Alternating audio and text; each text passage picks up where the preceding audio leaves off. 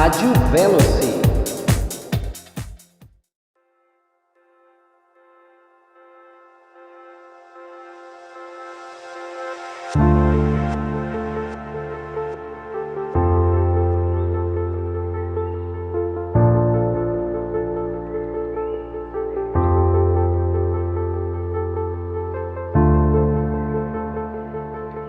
Boa tarde, ouvinte. Aqui Rádio Veloci, www.radioveloci.com, no programa Entrevista Especial.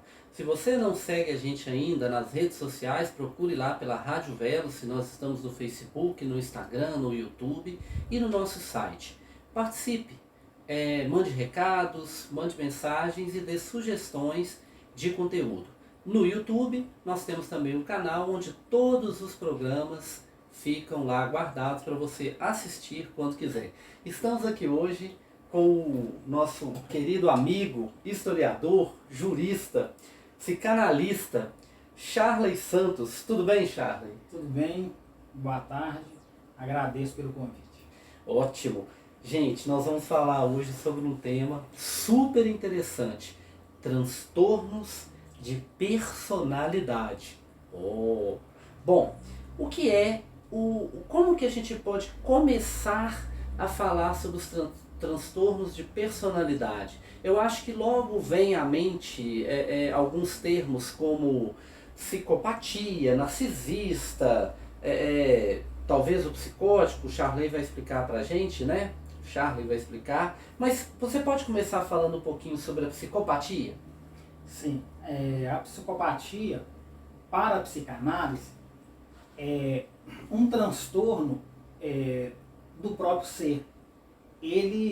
O psicopata, ele nasce assim, que é a pergunta comum, né? Sim, porque é um jeito de ser.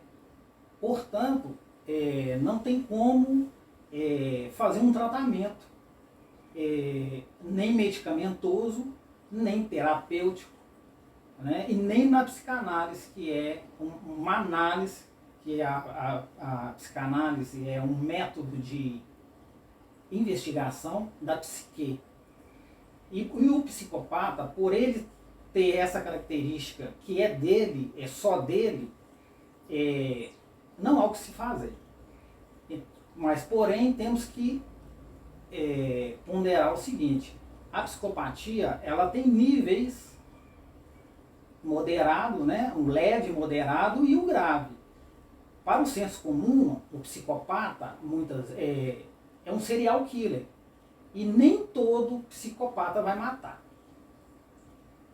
Ok, eu conheci uma pessoa que se dizia psicopata, sabe? Ele falava, eu sou um psicopata, eu vou te fazer mal, isso.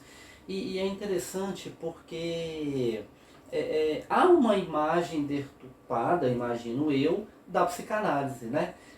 Para uma pessoa comum, talvez um amigo que procure um psicanalista e comente, né? Fale, poxa, você está indo no psicanalista, você está com algum problema, né? Você está ficando doido, né? E existe muito isso, né? Essa questão de assim, a pessoa ter essa imagem da psicanálise como algo assim super grave, super complexo. Qual é, você como psicanalista, o que é a psicanálise na visão do psicanalista? A psicanálise, desculpa, como eu disse, é um método de estudo da psique, né? Então, ela é um método que é diferente, né, de uma terapia, né, com um psicólogo. São abordagens diferentes. Porque a psicanálise, ela trabalha com o inconsciente. Já a psicologia já vai trabalhar com o comportamento, as emoções, e a psicanálise, o foco da psicanálise é o inconsciente. O dia que a ciência falar não existe mais o inconsciente, acaba a psicanálise. Compreendo. Então a psicanálise, o psicanalista vai ler o inconsciente. Como?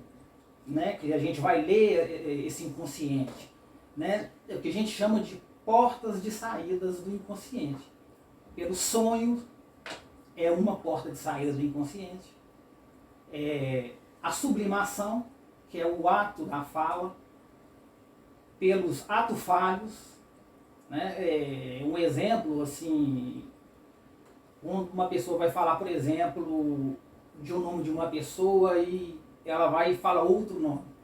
Isso aí é um ato falho. Então é possível, não estou dizendo que este exemplo, e só como exemplo, não estou dizendo que é um diagnóstico de um ato falho. Mas é desta forma que o psicanalista vai analisar o seu paciente no consultório. Não, muito interessante, né? E aliás, você já até respondeu uma outra pergunta, né? A diferença Sim. entre o psicanalista e o psicólogo, que é muito comum, né? Há essa dúvida no senso comum, né? A Sim. diferença entre as duas vertentes, né? Sim. Dessa parte aí. Agora, existe um outro transtorno de personalidade muito falado. Se a gente até agora comentou algumas vezes aqui, né, do senso comum, no caso do narcisista, o senso comum, ele é assim algo, acho que talvez dos transtornos, o que mais tem senso comum, né? Mas assim, de fato, cientificamente falando, né, de acordo com a psicanálise, o que é de fato o narcisista? O narcisista, ele está dentro do quadro da psicopatia, que também há níveis que não podemos dizer que é narcisista qualquer pessoa que comete ou se comporta, né, tipo um narcisista. Porque uma coisa é o narcisista patológico, o outro é o narcisista, o traços narcisistas. Porque todos nós temos traços, tanto da psicopatia, tanto do narcisismo, tanto do borderline. É como se fosse um exemplo, como se fosse um lote, um loteamento com várias casas. Tem uma casinha do psicopata, tem uma casinha do borderline, tem uma casinha por exemplo, do psicótico e a casinha do neurótico, por exemplo. Então o que acontece? Todos transitam no mesmo lote, mas no final do dia ele volta para casa. Então o psicopata volta para casa do psicopata, o borderline volta para casa do borderline e assim sucessivamente. Então são traços. Então quando o borderline vai na casa do psicopata ou o psicopata transita em outra região, você não pode dizer que ele é um borderline clínico, um psicopata patológico, porque ele transita dentro de várias vertentes ali, de várias versões. Então, nós somos neuróticos, né? Todos nós somos neuróticos. E quando a gente transita na casa do psicótico ou do psicopata, podemos ter momentos de traços desses outros transtornos. Interessante, hein? Você citou algumas vezes aí sobre o borderline. Você pode falar um pouquinho sobre esse transtorno específico? Para completar o quadro da psicopatia, que é muito interessante, como o senso comum, né, acham que o psicopata, todo psicopata vai matar. E uma pergunta que você fez aí, né, sobre a psicopatia, se eu não me engano, você perguntou se o psicopata, eu não estou me recordando, mas você recorda da pergunta do psicopata? Porque você me fez uma pergunta sobre a psicopatia, que falar em psicopata, todo mundo já fala, é um serial killer. Sim. E não é bem assim. O serial killer ele já está no estágio de psicopatia grave. tem o moderado, né? Eu estou retomando aquela pergunta para a gente chegar na borderline. Sim, eu me lembrei. Eu conheci uma pessoa que se dizia psicopata e sim, dizia para todos que eu sou perigoso. Sério, não, ele falava desse jeito. Sim, não. Um psicopata nunca vai falar.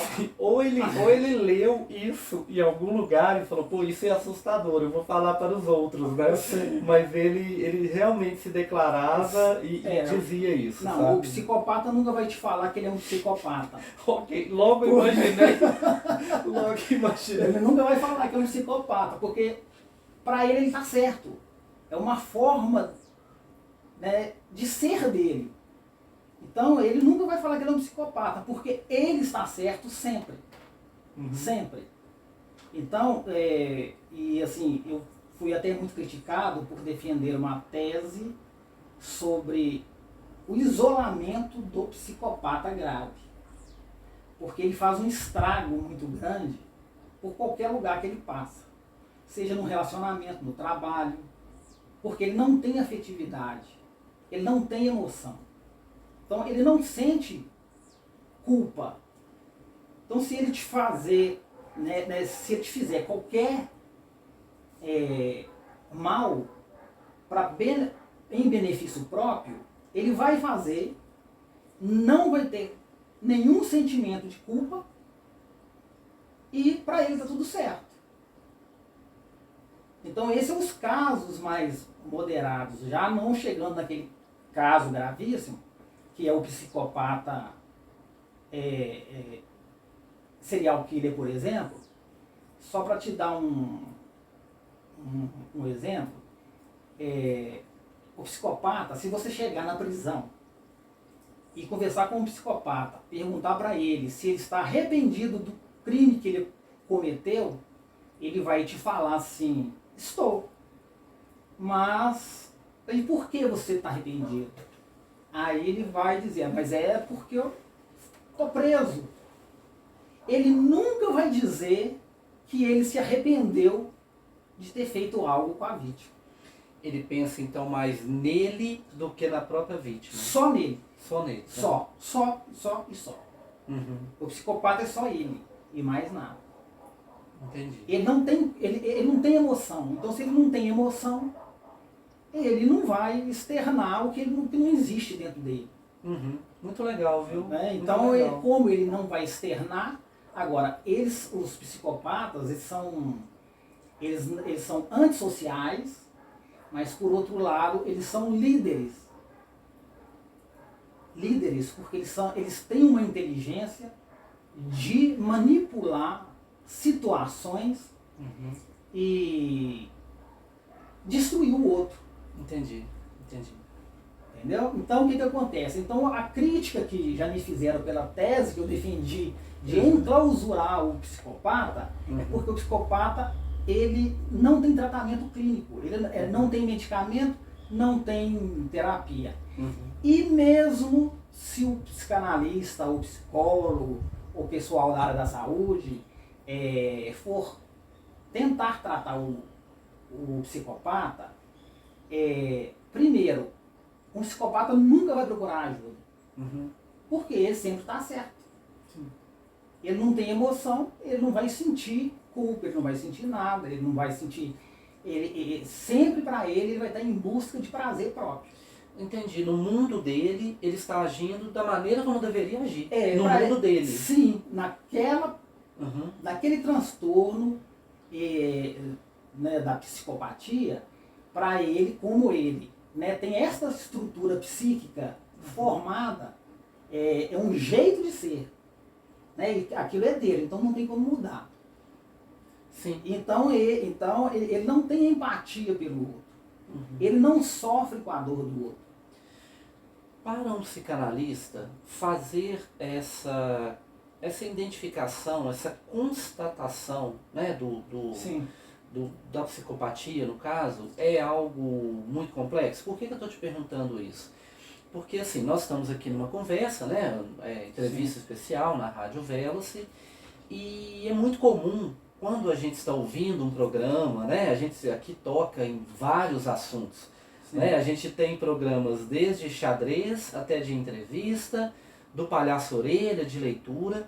Então, assim, a gente leva para o público muita informação, muita situação. Sim. Mas no caso aqui agora, a gente está falando de algumas situações de psicanálise. E é comum que a pessoa comece a procurar dentro da sua história, ou dentro do seu ciclo de amizades e conhecidos, uma pessoa que tem essa característica. Ou seja, começa a criar situações, pô, então será que tal pessoa é psicopata? Então assim, eu imagino que pro próprio psicanalista não é tipo assim, não, você não é, tipo, né, um senso comum. O psicopata, ele é de difícil identificação. Porque, vamos ter um exemplo aqui, claro e escuro, por exemplo. Ele não vai entrar nessa zona clara e nem nessa zona escura. Ele vai transitar nessa fronteira aqui. Deu para entender? Ele vai transitar. Então, por isso é difícil a identificação de um psicopata. Sim. É difícil identificar. Mesmo a vítima de um psicopata, ela pode viver anos com um psicopata e sofrer, sempre achar que vai ter uma mudança, segurar um relacionamento e completamente destruído. Tanto o psicopata, ele destrói tanto financeiro, tanto emocional, ele mina toda a capacidade da vítima. Porque a vítima tem que dar para ele aquilo que ele acha que é prazeroso. Porque o dia que a vítima não der mais o suprimento que ele precisa, ele vai abandonar aquela vítima. Aí eu não estou falando no caso do serial killer. Aí é o moderado, ou é o grau mais leve, mas eles não têm empatia nenhum dos três. E os três transitam nessa linha fronteiriça que é de difícil você detectar. Antes da gente voltar, né, porque você trouxe de volta um psicopata para falar sobre o borderline, né, o transtorno de borderline. Mas um pouquinho antes da gente chegar no borderline, eu queria te perguntar o seguinte, nós temos muitos psicopatas na nossa sociedade? Inúmeros, vivendo cercado deles, né, vivendo cercado deles. Só que não conseguem identificar. É difícil identificar por quê? O psicopata ele não procura ajuda. E se ele procurar ajuda, é por algum benefício que ele venha a ter. Exemplo, o psicopata é casado com uma pessoa que financeiramente bem e que possa manter os interesses deles, prazeres, etc. Aí o que ocorre? Aí aquela vítima vai dizer, nós vamos encerrar o relacionamento. Pelo sofrimento, né? Então se você procura uma ajuda, ou a gente vai procurar uma ajuda para você e talvez até para a própria vítima, porque ela não sabe que é um psicopata. Para salvar um relacionamento, por exemplo, não só, né, tem o emprego, etc. Se essa vítima ainda possui o que ele necessita para supri-lo, aí ele vai. Mas ele nunca vai falar com o psicanalista a verdade. Ele nunca vai falar. Ele vai tentar manipular o terapeuta de toda forma. Por quê? Porque para ele está completamente certo, completamente razão. Porque o psicopata é só razão, é zero emoção. Interessante. Então, ele pode até procurar ajuda, mas nessas condições, se tiver algum benefício. E vai manipular e não vai falar a verdade para o analista de forma alguma. Nossa, interessante. Mas aí entra, né, existe alguma característica em comum entre o psicopata, então, e a pessoa que tem o transtorno de borderline? Olha, é igual como eu disse antes, né? é um lote com as casinhas que um transita na casa do outro e tem hora ou outra, mas não quer dizer que é um borderline. Uhum. Então o borderline, ele é uma pessoa que ama demais. Uhum. Né? Ele faz por impulso, seja amor ao trabalho, amor ao parceiro, ele não tem aquela boa, né, vamos dizer assim, uma autoestima elevada. Uhum. Ele tem uma autoestima baixa. Sim. Entendeu?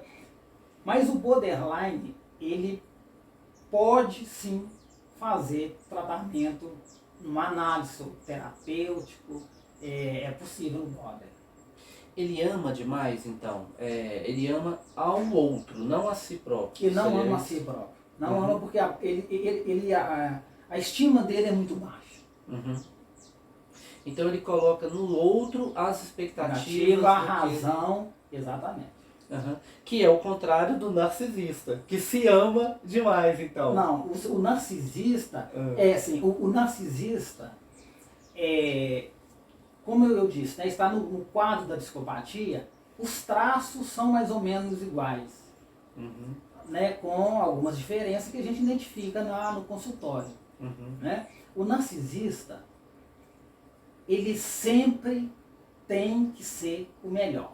Uhum. É o mais bonito, ou mais bonita. Ele tem que destacar em qualquer lugar que ele estiver, num grupo de amigos, no trabalho. Ele tem que estar sendo validado o tempo todo. Uhum. Entendi. Entendeu? Então o que acontece? Num grupo de amigos, por exemplo, se um outro chamar mais atenção que ele, aí o conflito é gerado o conflito. Sim, sim. Porque ele é o centro das atenções. Uhum. Ele tem que ser o centro das atenções. Entendi. Entendeu? Então, assim, como você disse, é até bem interessante, né? Um lote, eles têm, cada um, as suas características, né? Assim, que a gente até pincelou aqui, né? Sim. Mas, no geral, tudo passa ali por um mesmo caminho, né?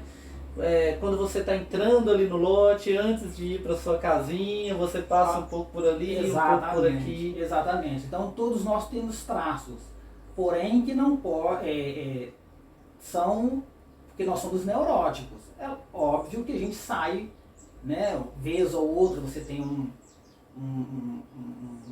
vamos supor, um ataque de nervo, que eu popularmente falando, né, um ataque de nervo, por exemplo, um surto. Então você transita. Então isso é possível, mas isso não é a característica psíquica daquele indivíduo que transitou ali. Ele sempre vai voltar para a casinha dele e assumir o seu estágio antes. Entendi. Agora, com a pandemia da Covid-19, né, que está, assim, né, a cada momento causando mais mortes, né, e os governos em geral tentando isolar cada vez mais as pessoas, sugerindo, né, que elas fiquem em casa, fechando o comércio para diminuir a movimentação, as pessoas têm ficado muito, assim, fechadas, né? Elas têm ficado mais fechadas. Uma coisa é você estar em casa, gostar de ficar em casa, passar aquele final de semana numa maratona de série, né? Sim. Mas se você resolver sair, você vai lá tranquilo, sai e tal.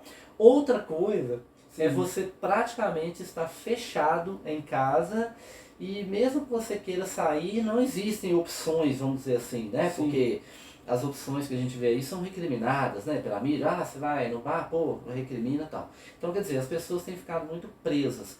Você acha que a psicanálise, ela passa por esse caminho, não só agora, durante a pandemia, mas também o período pós-pandemia? Na verdade, o que a gente observa mais, e é o que é muito comum nesses casos, né, não só de pandemia, mas é a depressão. E essa depressão ela pode gerar estágios psicóticos.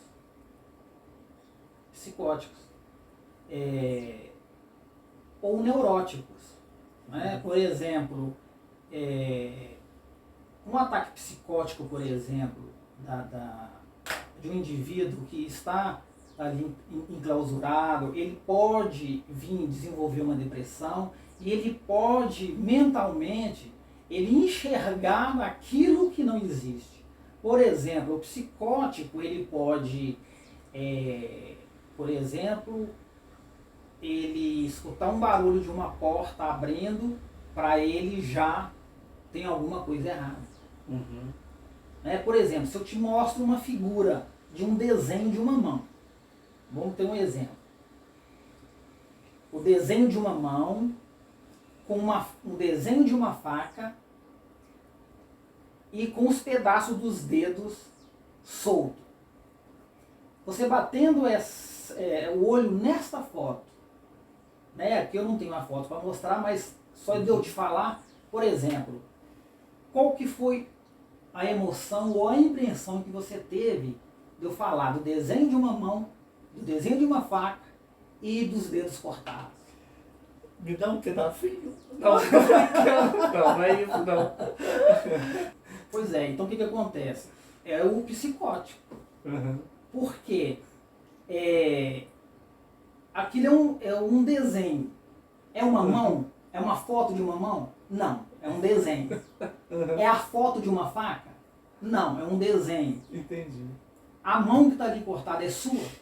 Uhum. Não é. Sim. Então, se você se incomodou, se você sentiu alguma coisa, aí você já pode ficar preocupado. Uhum. Por quê?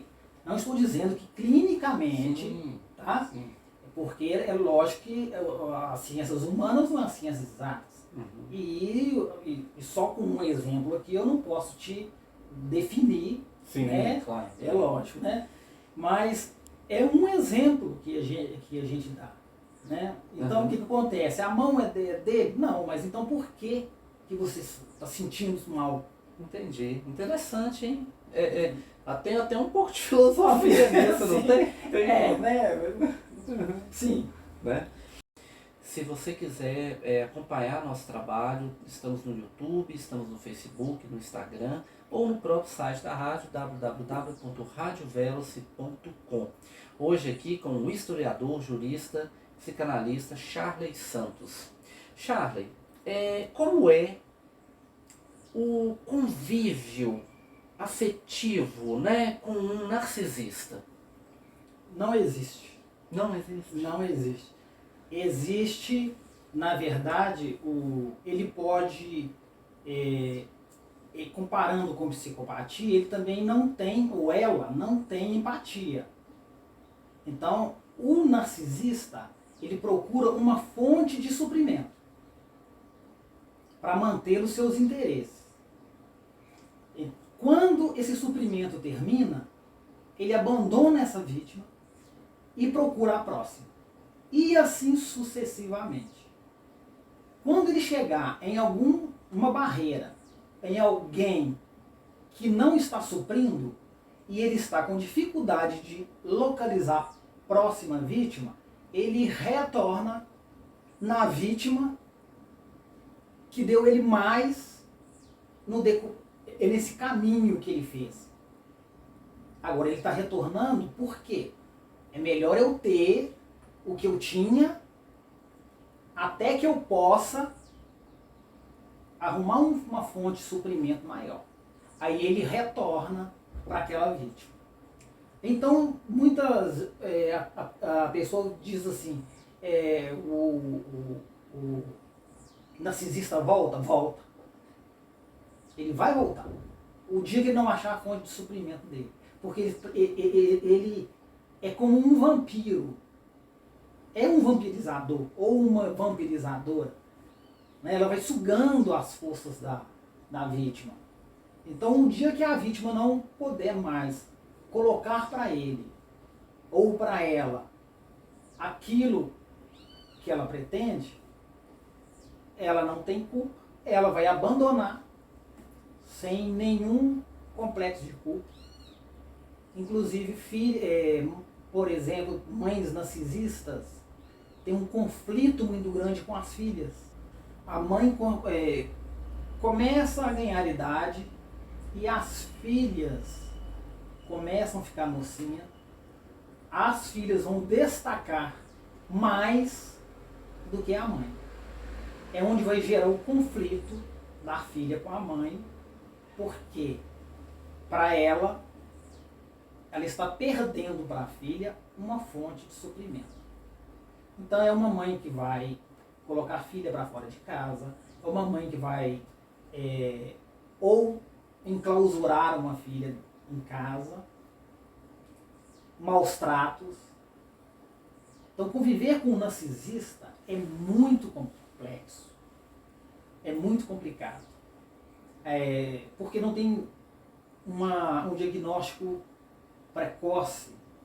Então, a única coisa que a gente aconselha é um estudo quando você vai conhecer alguém, né? Mesmo assim não é seguro, né? É um histórico, né, patológico daquela pessoa. Sim, sim. Aliás, né, a gente com esse, não agora, né, com que os relacionamentos, né, um pouco mais complicados à distância, mas é muito importante conhecer uma pessoa antes de colocar para dentro da sua casa. Sim, sim, é muito interessante. Sim. Até porque o narcisista, ele não tem pudor. Ele e não tem sentimento de culpa e não se preocupa também com o outro. Ele não se preocupa se está te fazendo um mal ou não. Ele quer te sugar, é um vampiro, como eu disse, ele quer a fonte de suprimento e pronto. É só ele. Aí você vai me perguntar, assim, eu vou adiantar a sua pergunta e a resposta. Mas ele ama? Ele pode amar uma pessoa? Uhum. Não. Mesma coisa o psicopata. Ele ama? Não. Entendi. O psicopata e o narcisista, ele pode falar que ama? Fala. Mas é mentira. Uhum. Ele pode chorar? Pode. Mas é um teatro. Uhum. Então, ele cerca a vítima, o narcisista, ele cerca a vítima dessa forma. Ele sempre está certo. Ele não pode ser questionado. Ele não responde perguntas. E se responder, ele vai responder tal modo que o beneficie. Uhum. E se ele não conseguir responder, ele vai buscar lá atrás, no histórico do seu relacionamento, ele vai buscar coisas para colocar e começar uma discussão paralela para aquela pergunta cair no esquecimento. Entendi. Então ele não vai responder. É difícil, então, discutir com o narcisista. Não tem como. Uhum. Não tem como.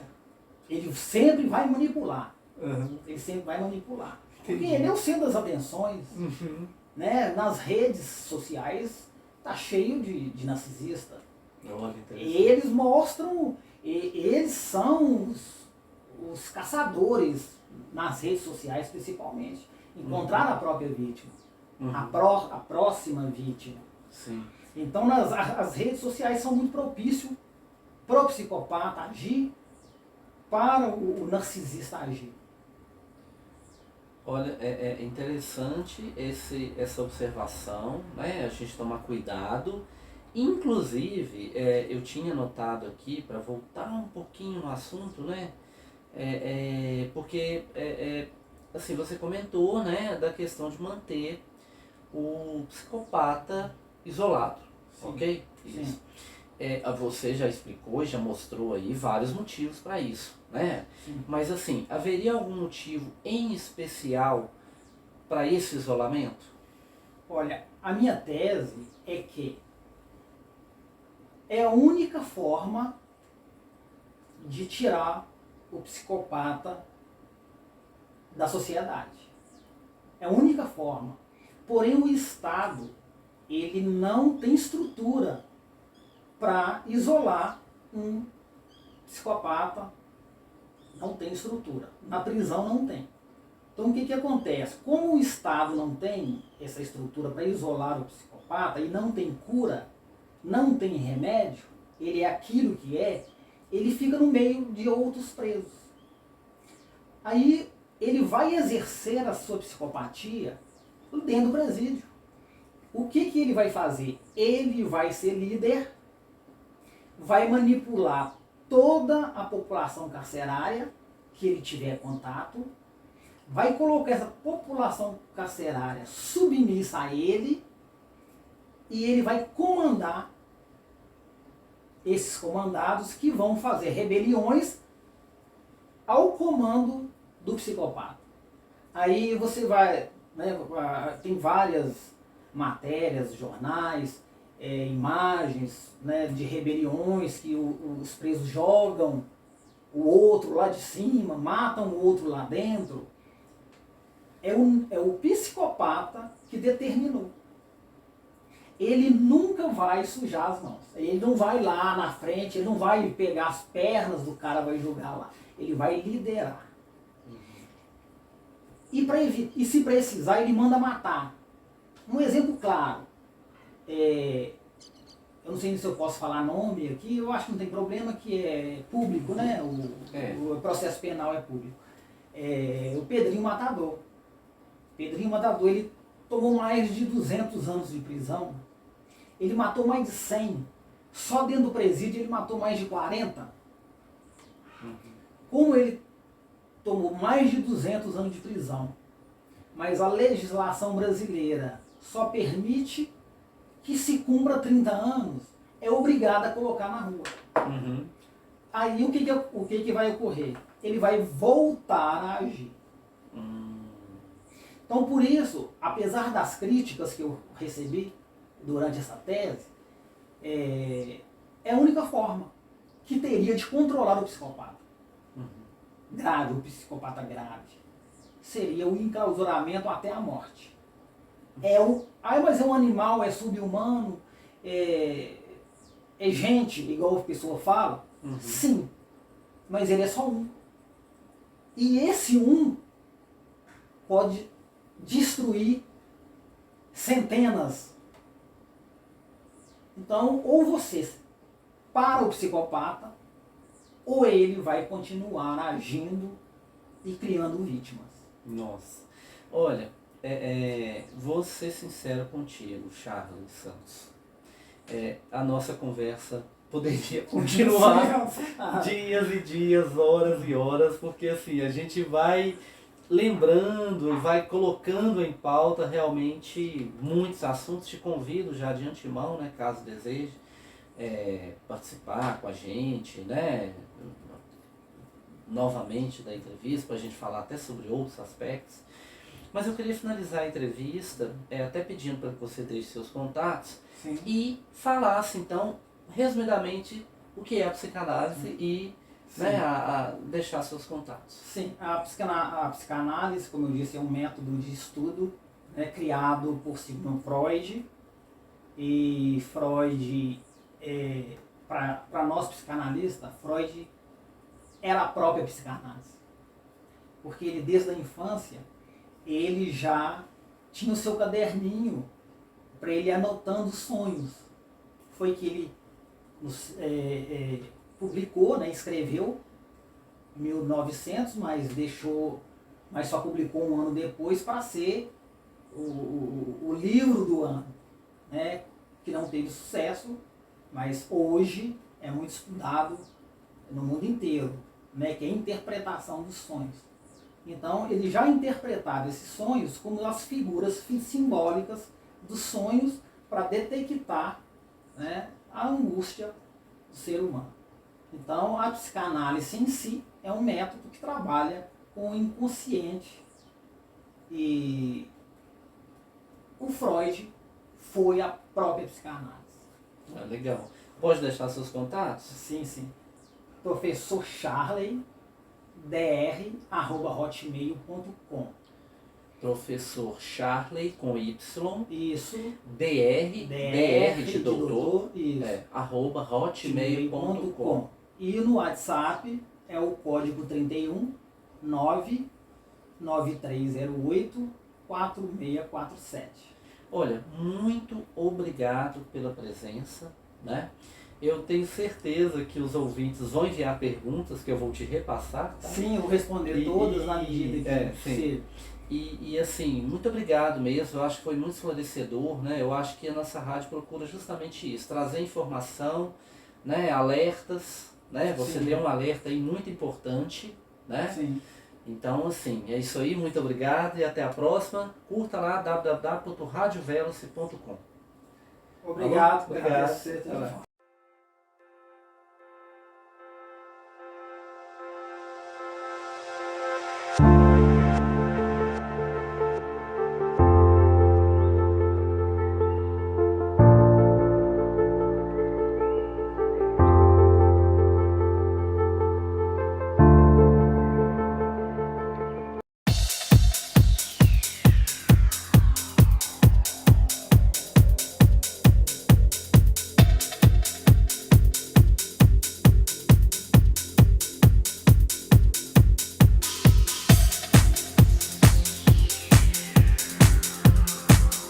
Rádio Veloce.